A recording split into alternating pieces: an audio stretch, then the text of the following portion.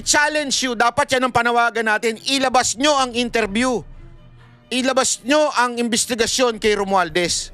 Bakit ayaw nyo ilabas? Hindi nyo pinadaan ng due process si Pangulong Duterte. Minadali ninyo. Binitbit nyo kaagad dun sa dahig.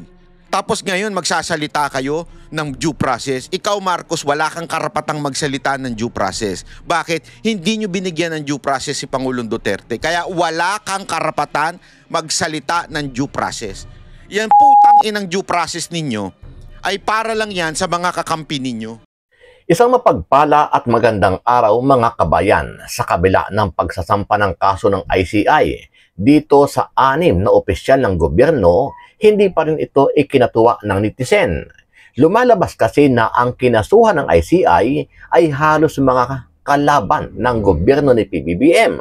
Ito ay sa kabila ng expectation ng mga tao na dapat si Martin Romualdez ang isa at kasama sa mga kinasuhan dahil siya ang itinuturong mastermind ng halos lahat ng naging testigo na humarap sa Senado at Kamara.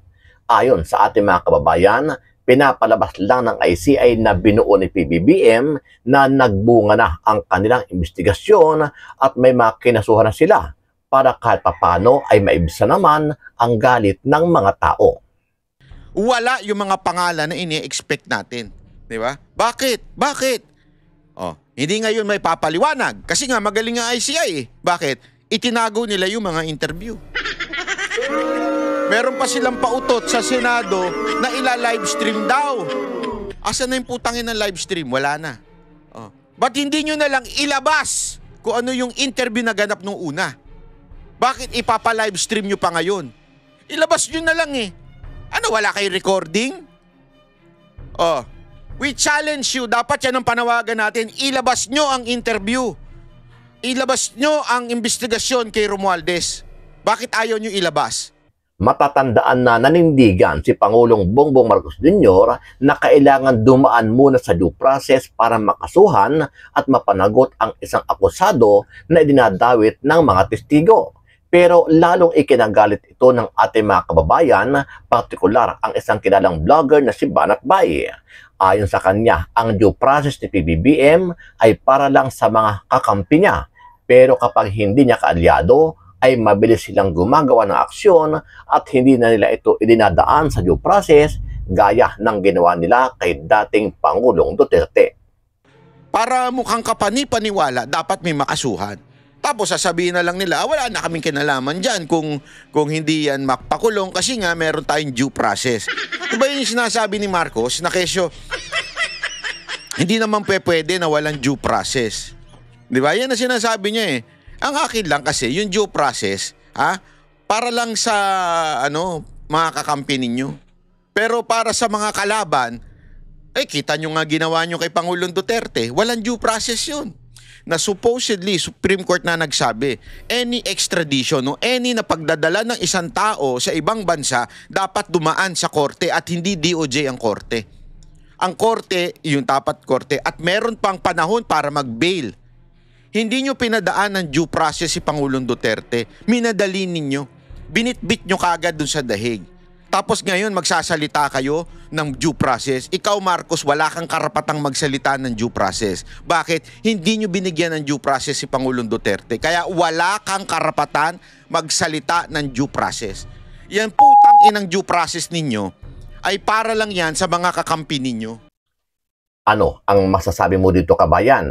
Sa kabila ng paglalabas ng ICI na mga personalidad na kinasuhan nila, naniniwala ka ba na sinadya nilang hindi isama dito itong si Martin Romualdez base na rin sa di umano ay napagkasunduan nila ni Pangulong Bongbong Marcos Jr. na pinsang buo ni dating Speaker Martin Romualdez? Sama-sama natin panoorin ang buong video at pakicomment nyo po ang inyong mga reaksyon at sariling opinyon. Pero bago yan, sa mga hindi pa po nakasubscribe sa ating channel na Kabayan News PH, pakipindot po ang subscribe button at pakiclick na rin ang notification bell para lagi kayong updated sa mga bagong upload natin na legit at napapanahong balita. Maraming pong salamat. Magkakaroon naman ng mas malaking kilos protesta laban sa katiwalian sa November 30 kasabay ng Bonifacio Day. Inanunsyo ito ng Kilusang Bayan kontra Kurakot o KBKK kahapon. Anila, inaasahan na mas malaki pa ito kumpara sa anti-corruption rally noong September 21. Iginit din ng Kilusan na magdudulot ng pressure kay Pangulong Ferdinand Marcos Jr. ang November 30 nationwide rallies para seryosohin itong tugunan ang pinakamatinding korupsyon o corruption scandal sa bansa. Kaya tuloy-tuloy ang pangangalampag natin. Ayaw natin na maulit na magkakaroon ng kasuhan pero lokohan lang pala. Walang magiging guilty sa hatol. Kaya ituloy natin ang protesta at pangangalampag. Kahit na sinasabi ng palasyo, huwag daw tayo mainip. Pinagbubutihan daw nila ang pagbubuo ng kaso para sureball.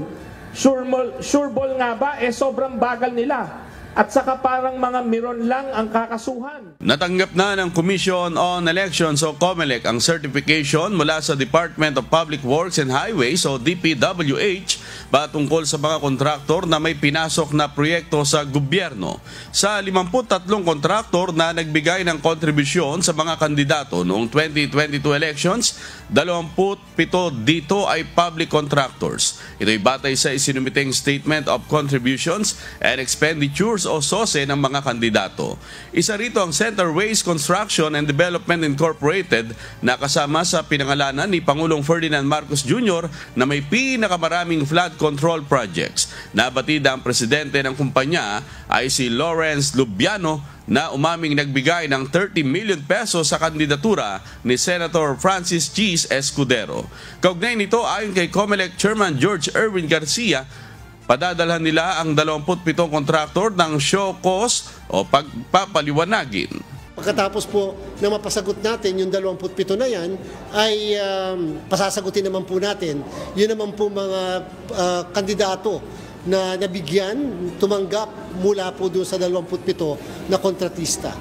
Inirekomenda na ng Independent Commission for Infrastructure sa Office of the Ombudsman na sampa ng kaso ang ilang opisyal ng gobyerno na umano'y sangkot sa anomalya ng flood control projects.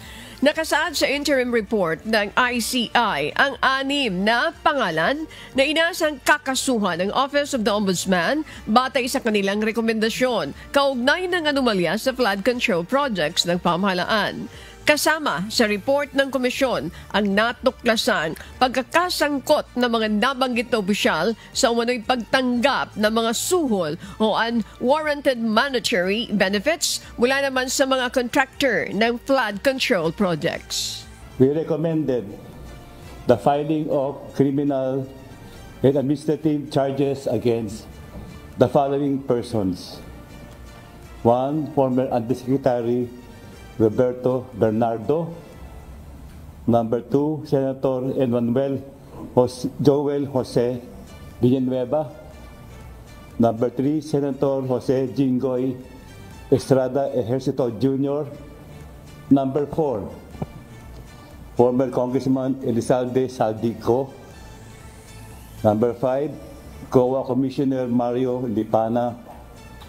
Number 6, former Congresswoman Mary Mitch Kahayon Uy. May idedemanda na ang ICI. Nako ba? Pabira nga. Oo. Parang exciting ano. Parang kapani-paniwala. Ay, nakay ng wewe. Oo. Pero tila merong nililigtas. Tila merong kinakalimutan. Anak naman ng wewe kayo talaga. Oo.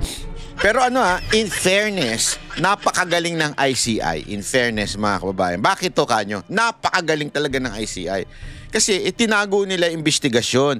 Tapos nagpangalan sila ngayon. Siyempre, yung mga tao, mas lalong, oo nga, siguro nga. Kasi hindi naman po mahalaga kung makonvict o hindi makonvict para sa kanila. Ang mahalaga, maano yung issue na may ginagawa ang Pangulo, may pinakasuhan, o ayan may ginagawa na yung kasi tandaan ninyo, etong katarantaduhan na nangyari sa ating bansa, etong nangyayari na ito, nagagalit na tao, kaya nga nagkakaroon ng iba't ibang rally, di ba, sa iba't ibang kulay. Nagagalit na ngayon, para maiwasan yan, magtuturo ngayon ng Malacanang. Magtuturo ngayon itong Pangulo na ito. Sasabihin niya, ito may kasalanan, bla bla bla. Para mukhang kapani-paniwala, dapat may makasuhan. Tapos sasabihin na lang nila, wala na kaming kinalaman dyan kung hindi yan mapakulong kasi nga meron tayong due process. Diba yung sinasabi ni Marcos na kesyo, hindi naman pwede na walang due process. Diba? Yan ang sinasabi niya eh. Ang akin lang kasi, yung due process, para lang sa mga kakampi ninyo. Pero para sa mga kalaban, kita nyo nga ginawa nyo kay Pangulong Duterte, walang due process yun. Na supposedly, Supreme Court na nagsabi, any extradition o any na pagdadala ng isang tao sa ibang bansa dapat dumaan sa korte at hindi DOJ ang korte. Ang korte, yung tapat korte, at meron pang panahon para mag-bail. Hindi nyo pinadaan ng due process si Pangulong Duterte. Minadali ninyo. Binitbit nyo kagad dun sa dahig. Tapos ngayon magsasalita kayo ng due process. Ikaw Marcos, wala kang karapatang magsalita ng due process. Bakit? Hindi nyo binigyan ng due process si Pangulong Duterte. Kaya wala kang karapatan magsalita ng due process. Yan putang inang due process ninyo ay para lang yan sa mga kakampi ninyo. Para tumagal. Bakit? Mamaya ipapaliwanag ko. Para maitakas na ho nila yung pera nila. Para maitakas na ho nila yung pagmamayari nila. Yan ang dahilan ng inyong due process. Kaya katarantaduhan po yan due process nyo na yan. Ito pa matindi dito mga kababayan. Aside from sa putang inang due process na yan, wala yung mga pangalan na ini-expect natin. Di ba? Bakit? Hindi ngayon may papaliwanag. Kasi nga magaling ang ICI eh. Bakit? Itinago nila yung mga interview. Meron pa silang pautot sa Senado na ila-livestream daw. Asan na yung putangin ng livestream? Wala na. Ba't hindi nyo na lang ilabas kung ano yung interview na ganap nung una? Bakit ipapa-livestream nyo pa ngayon? Ilabas nyo na lang eh. Ano, wala kayo recording? We challenge you. Dapat yan ang panawagan natin. Ilabas nyo ang interview. Ilabas nyo ang investigasyon kay Romualdez. Bakit ayaw nyo ilabas? Tapos meron kayong, hindi, because of the clamor of the people, we will do the live stream. Tapos na, nakasuhan nyo na. Tangin, gaguhan eh.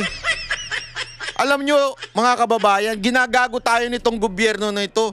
Live stream pa, tapos na, kinasuhan nyo na yung mga dapat kasuhan. Kuno. Bakit hindi nyo ilabas lahat na nangyaring investigasyon? Mula dun sa mga DPWH official, mula dun sa mga senador, mula dun sa speaker, bakit hindi nyo ilabas? Kasi you want us guessing kung ano yung nangyayari.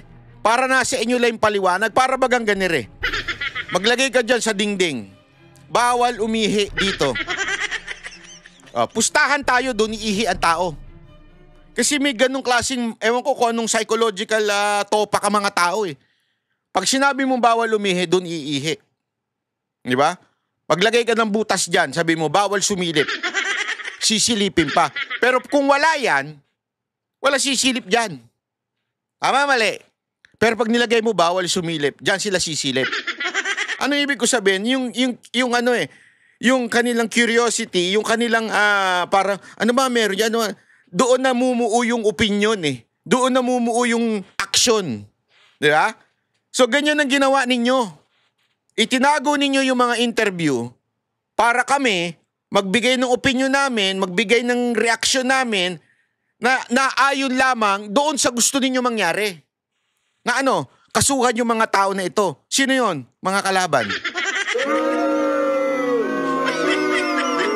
At para mawala doon sa tunay na dapat sana kinakasuhan. Tama, mali? Panoorin natin tong issue na to Simple lang, Brad, simple lang. Simpleng-simple. Kanino nagsisimula ang budget? Sa DBM na ang nagdidikta, walang iba kundi ang Pangulo. Saan dadaan? Sa Senado, sa Kamara. Pero ang pinaka-ending sa small committee na di umano paghahawak daw ni Zaldico at ni Speaker Romualdez. Yun ang ending sa legislative. Pagkatapos nun, batas na ba yun? Hindi. Aakyat pa sa presidente, pipirma na naman ng presidente. So putang inang pinakakurap na budget sa Pilipinas, nagsimula sa presidente, nag-ending sa presidente, pero wala siyang kinalaman, wala siyang pananagutan. Anong katarantaduhan yun? Tama, mali? Pangatlo, Pangalawa pala, dumaan nga 'di ba sa legislative. Sino ending na legislative? Hindi naman yung BICAM yung small committee. Ay bakit wala dyan si Romualdez? Katarantaduhan na naman. Tapos ngayon, yung mga senador.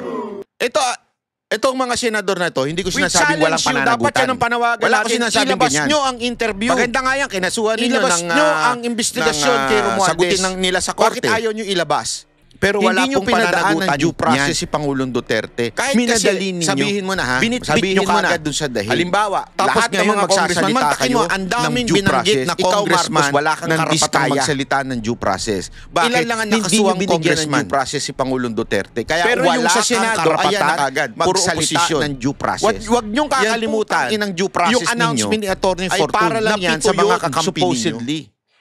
Sino bumawi? Hindi naman si Fortun Iba ang bumawi na kesyo, yung isang DPWH official, nagkamali lang yung abogado ko.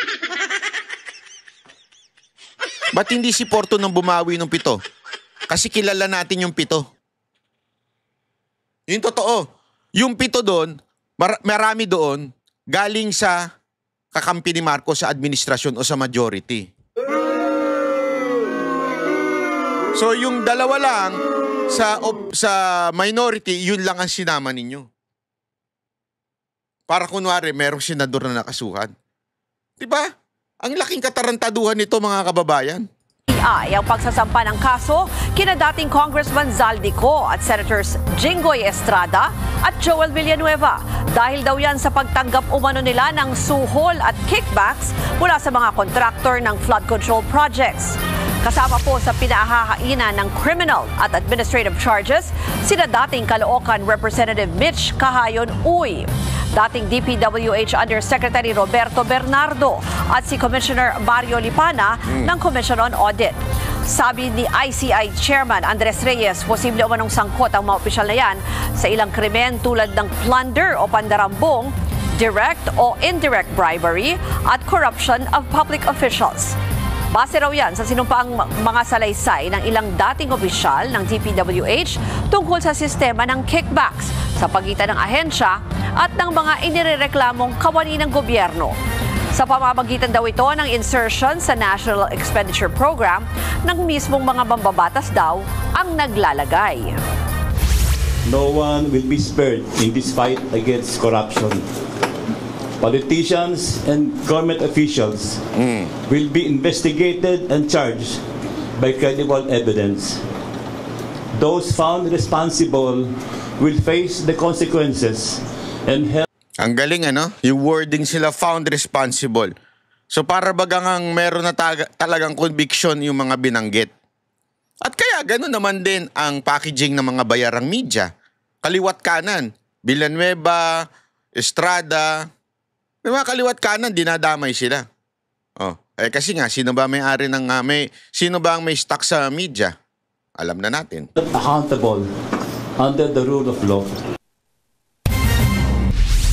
Samantala, sinabi ni Senator Villanueva sa isang pahayag na pag-aaralan daw ng kanyang mga abogado ang basehan ng pagkakadawit niya sa kaso. Pero giit niya, mapapatunayan daw ng mga record sa Senado na tutol siya mula noon pa sa flood control projects. Nalinaw na natin yan di ba? Yung kay Villanueva. Simula pa lang, binabanggit niya na.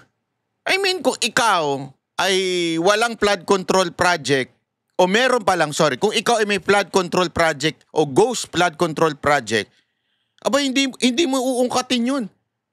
Siya ang unang nag-ungkat niyan sa Senado. Mantakin mo, ikaw ang unang nag-ungkat, ikaw pa yung biglang may kasalanan. Ang hinihingi niya doon sa DPW, tapusin niyo itong mga project na to. Tapos si Alcantara, Alcantara nga ba o yung isa? Nakalimutan ko na specific I think it's Alcantara na nagsabing, hindi, kukuha na lang tayo ng ibang project. Pero biglang kinuha sa ghost project ng flood control na walang kinalaman. Alinaw no sinabi ni Alcantara, walang kinalaman. On record sa Senate hearing yan. Walang kinalaman si Villanueva. Ay nako. Halatang halata Ako, hindi ko pinagtatanggol itong dalawang senador Pero it's really obvious. Tanga na lang ang hindi makaano, tsaka yung mga pinklawang bayaran. Lalo na yung vlogger na nagpapadala ng GCash ng 100,000 ba yun? Sa mga vlogger? Kakala mo, hindi namin alam ha. Gago. Alam namin. Oh. Hindi lang namin syempre due to privacy nung anong tao na yon. Tawag doon yung ano ba tawag dito, yung data privacy law, di ba? Hindi namin pwede ilabas yung pinapadala niya 100,000 dun sa mga bumabanat sa mga Duterte.